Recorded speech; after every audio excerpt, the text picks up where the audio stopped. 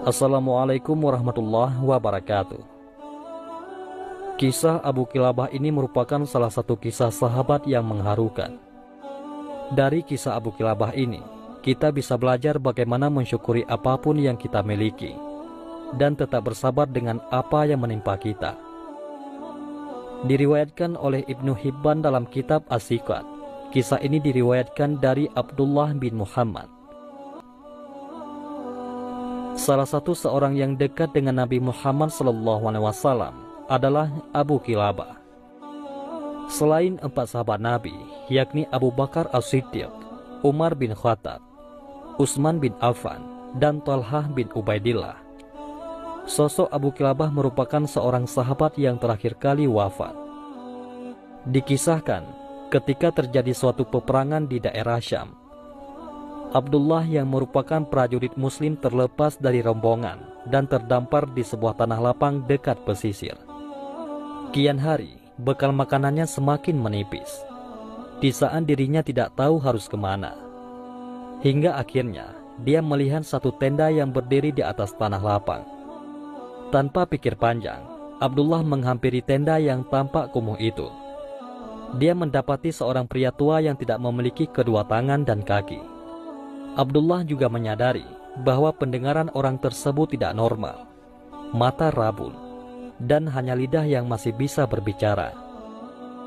Dengan sembunyi-sembunyi, Abdullah menyimak setiap kata yang keluar dari mulut orang tua tersebut. "Wahai Allah, berilah petunjuk agar aku dapat terus memujimu, sehingga aku dapat bersyukur atas nikmat yang Engkau berikan. Sungguh, Engkau telah melebihkan diriku atas kebanyakan manusia." Begitu ucapan orang itu. Tak dapat menahan rasa heran, Abdullah yang sebelumnya sudah mengucapkan salam berkata, "Wahai Tuan, aku mendengarmu tadi berkata demikian, dan kau baru saja menyatakan, Allah telah melebihkanmu atas banyak orang. Nikmat Allah mana yang telah engkau syukuri?" Orang tua itu menjawab, "Apakah kau tidak melihat apa yang telah Allah lakukan padaku? Demi Allah, seandainya ada halilintar datang menghanguskan tubuhku, atau gunung-gunung menindihku, laut menenggelamkanku, dan bumi menelan tubuhku, aku tetap bersyukur." Lalu orang tua itu menunjuk bibirnya. "Aku memang tidak bisa berbuat apa-apa untuk menolongmu. Aku bahkan tidak bisa bergerak walau bahaya bisa saja datang. Tapi aku punya seorang anak laki-laki. Dialah yang menolongku, membantuku untuk berwudu, menyuapiku ketika lapar, dan memberiku minum saat haus," lanjut orang tua itu. Dan anehnya, Abdullah bahkan tidak melihat satu orang pun dalam tenda ini. Orang tua ini seperti tahu apa yang dipikirkan Abdullah.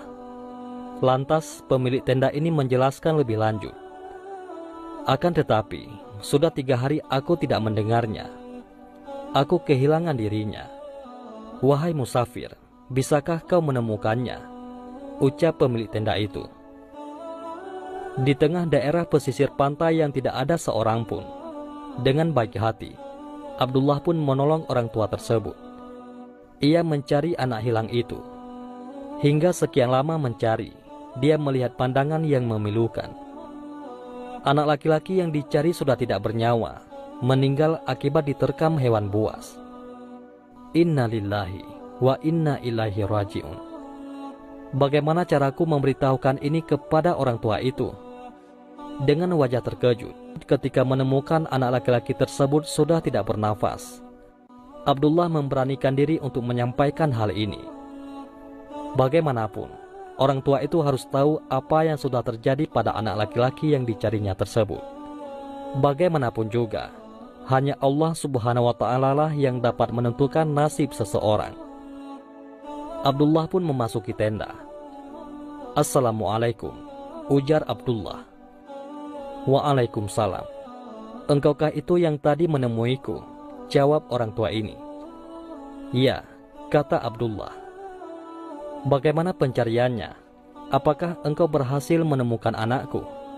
tanya si bapak tua. Namun, Abdullah seperti tidak sanggup menyatakan apa yang terjadi pada anak si bapak tua ini. apakah Tuan pernah mendengar kisah Nabi Ayub alaihissalam? Abdullah mencoba untuk mulai membuka penjelasan. Ya, dia merupakan salah satu rasul yang mulia, jawab orang tua itu. Apakah kau tahu bagaimana Allah Subhanahu wa Ta'ala menguji Nabi Ayub alaihissalam dengan harta, keluarga, bahkan anak-anaknya? Tanya Abdullah.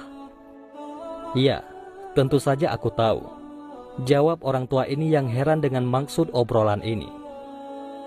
Lantas, apakah kau juga tahu bagaimana Nabi Ayub alaihissalam menyikapi cobaan-cobaan yang diberikan Allah Subhanahu wa Ta'ala? Tanya Abdullah. Ia selalu bersabar, bersyukur, dan memuji Allah, jawab orang tua tersebut. Bahkan Nabi Ayub alaihissalam pun dijauhi sahabat-sahabatnya. Tanya Abdullah kepada orang tua itu. Benar, ia pun tetap bersyukur kepada Allah Subhanahu wa Ta'ala. Apa maksudmu menceritakan soal Nabi Ayub alaihissalam secara tiba-tiba? Akhirnya orang tua itu bertanya akan maksud dari perbincangan dengan tamunya. Aku telah menemukan anakmu. Namun sayang, saat kutemukan, dirinya sudah tidak bernafas. Jasadnya ada di antara gundukan pasir dan diterkam kawanan binatang buas. Semoga Allah Subhanahu wa Ta'ala melipat gandakan pahala engkau yang bersabar atas musibah ini, jelas Abdullah. Segala puji bagi Allah. Dia telah menciptakan bagiku keturunan yang tidak bermaksiat kepadanya, jawab orang tua itu. Selang beberapa waktu, orang tua itu sekaligus pemilik tenda tersebut meninggal dunia. Inna lillahi wa inna ilaihi raji'un, ujar Abdullah. Kini Abdullah bingung apa yang harus dilakukan terhadap jasad orang tua ini. Membiarkannya pun tak tega, belum lagi jika ada kawanan binatang buas yang datang. Jasad orang tua itu akan diterkam binatang buas. Abdullah pun menutup jasadnya dengan kain yang ditemukan di dalam tenda tersebut. Dia pun bergegas keluar untuk meminta bantuan. Hingga beberapa waktu, Abdullah melihat dengan samar-samar beberapa orang yang jauh di sana. Mereka menunggangi kuda. Salah satu dari mereka pun tampak rapi. Tanpa pikir panjang, Abdullah pun langsung berteriak dan melambaikan tangan kepada mereka dari kejauhan. Orang-orang yang menunggangi kuda tersebut menyadari akan panggilan Abdullah. Mereka pun mendekatinya. Mereka berkata, "Wahai saudara, apa yang terjadi padamu?" Abdullah langsung menceritakan apa yang telah terjadi dan meminta kepada mereka untuk menolong mengurus jasad orang tua tersebut. Lantas mereka memasuki tenda dan bertanya, "Siapa dia?" "Aku juga tidak mengenalnya. Dia dalam keadaan sakit dan memprihatinkan," jawab Abdullah. Lalu rombongan penunggang kuda yang berjumlah 4 orang itu langsung membuka penutup wajahnya. Mungkin saja salah satu dari mereka mengenalnya. Saat penutup wajah terbuka, wajah mereka tersentak lalu menangis. Abdullah pun bingung dengan apa yang ia lihat dari si penunggang kuda itu.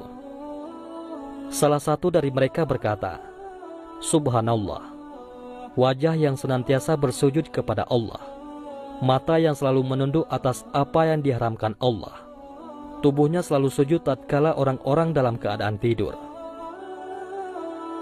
Dengan heran, Abdullah pun bertanya, "Kalian kenal dengan orang tua ini?" "Kau tidak mengenalnya?" Mereka bertanya balik kepada Abdullah. Abdullah jelas tidak tahu siapa orang tua yang dia temukan seorang diri di dalam tenda. Dia lantas bertanya, "Siapakah orang tua ini? Mungkin tuan-tuan dapat menceritakannya." Namun, orang-orang itu kemudian memperkenalkan diri lebih dulu. Mereka adalah utusan Raja Muslim yang memang ditugaskan untuk mencari tahu keberadaan orang tua tersebut. Kemudian mereka berkata, "Ia adalah Abu Kilabah Al-Jarmi, sahabat dari Rasulullah SAW. Laki-laki ini pernah diminta oleh khalifah untuk menjadi seorang hakim. Namun, ia menolak jabatan tersebut.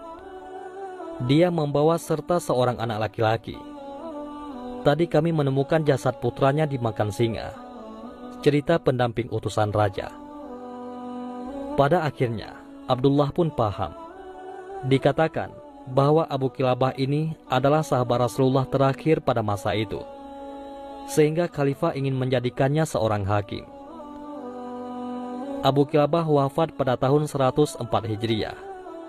Utusan raja yang dimintai pertolongan oleh Abdullah pun mengurus jenazah Abu Kilabah dan menyelatinya. Lalu mereka kembali ke negerinya dengan membawa kabar buruk diiringi hati yang sedih. Wallahu a'lam bishawab.